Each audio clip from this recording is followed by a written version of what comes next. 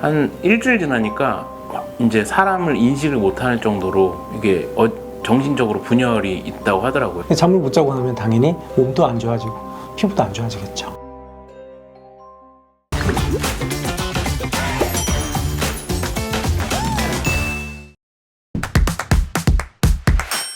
네, 안녕하세요. 네, 안녕하십니까. 2025년 새해 복 많이 받으십시오. 네, 감사합니다. 제가 요즘에 제일 관심 있는 게 하나 있습니다. 네.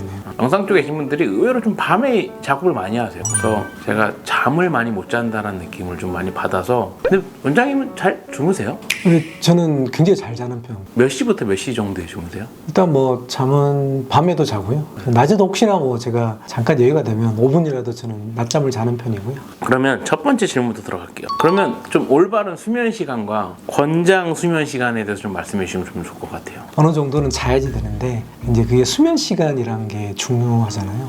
한 뭐 11시, 12시 아니면 그 전이라도 또 자면 제일 좋은 건데 사람들이 요즘 그렇게 못 자잖아요. 아침에는 한 6시, 7시 그 정도. 그럼 권장 총 수면 시간은? 한 7시간은 적어도 좀 자면 좋다라고 이제 대부분 다 이제 전문가들도 얘기하고 있죠. 심야에 해야 할 수밖에 없는 직업을 가진 그쵸. 분이라 그런 분들은 낮에 자면 어차피 7, 8시간 자면 똑같지 않냐라는 거에 대해서는 어떻게 말씀해 주실 수 있을까요? 즉 우리 몸은 그러니까 외부 환경에 상관없이 본인이 시계가 있는 거예요.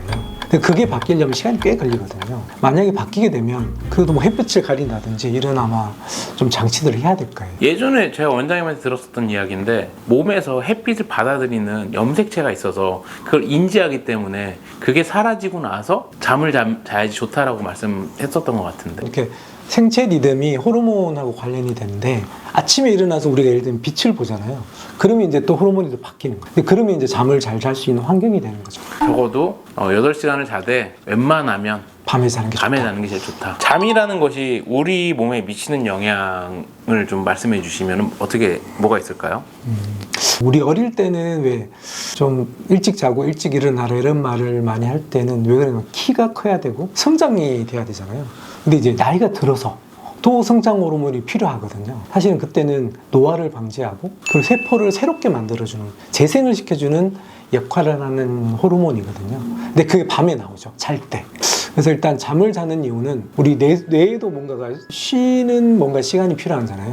낮에 열심히 공부하고 나면 밤에 자면서 그걸 또 장기 기억으로 바꾸기도 하고 그런 것들이 필요한 거죠. 그런 것들 노폐물들도 밤에 잘 때 뇌처 수액을 이용해서 이제 바꿔주는 거고 에너지 충전하듯이 그렇게 몸을 새롭게 바꿔주는 역할을 하는 게 굉장히 중요하죠. 잠을 자면서 우리가 안 좋은 기억들 아니면 내가 잊고 싶은 기억들을 조금 정화를 시켜주는 거죠. 요즘 최근인가 뭐 인사이드 아웃 2가 영화가 나왔거든요. 근데 그걸 보면서 안 좋은 기억들을 계속 우리 머릿속에 가지고 있고 기억을 하게 되면 사람이 못 살잖아요. 안 좋은 기억들은 빼버리고 지워버리고 이런 역할도 굉장히 중요한데 이제 그때 잠을 자면서 그때 이제 일어난 일이거든요. 그러니까 필요한 기억들이나 아니면 장기적으로 갖고 와야 되는 기억들을 필요 없거나 불필요한 거를 우리가 계속 기억할 필요 없는 거죠. 용량이 한계가 있는 거고 사람이 피곤해지니까. 잠을 자지 않으면 일어나는 몸의 변화는 어떤 게 있을까요?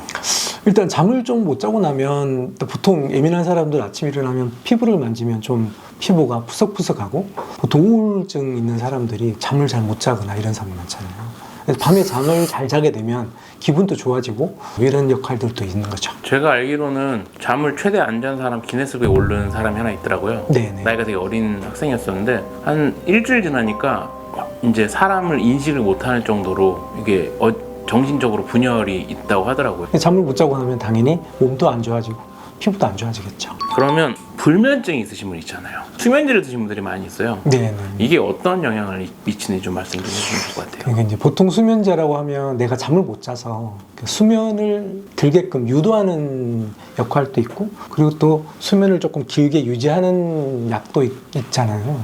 근데 이제 사실은 그렇게 해서 약에 의존하게 되면 의존성이 생길 수 있는 거죠. 그런 약들에 의존하지 않는 것이 중요할 것 같습니다. 정신의학과 같은 데는 어쩔 수 없이 뭐 수면 장애 있는 사람들 처방을 할 텐데 근데 그렇게 되면 본인도 힘드시고 그래서 웬만하면 뭐 낮에 잠을 잘 자줄 수 있는 뭐 운동을 많이 한다든지 뭐 샤워를 하고 잔다든지 일단 이런 노력들을 좀 해보고 난 다음에 약을 최악의 상태죠.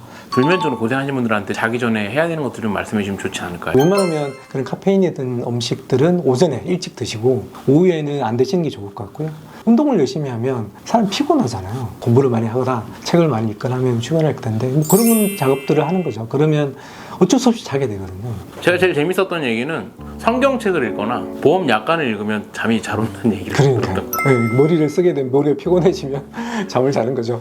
피부과 원장님으로서 수면이 좀 피부에 미치는 영향을 좀 말씀해 주시면 좋을 것 같아요. 일단 잠을 자면 뭔가 문제가 생기는 세포가 있으면 탈락을 시켜주고 뭔가 좀 바꿔주기도 하고 재생을 시켜주는 그런 역할들을 하면서 피부에도 굉장히 좋은 역할들을 한다. 마지막으로 네. 수면에 대해서 말씀해 주신다면 이제 보통 7시간 자는 이유가 이렇게 이제 그런 패턴들을 한 2-3번 아니면 3번, 4번 정도 반복하면 사람이 이제 호르몬도 좋아지고 여러 가지 이제 밸런스도 유지시켜주는 거죠.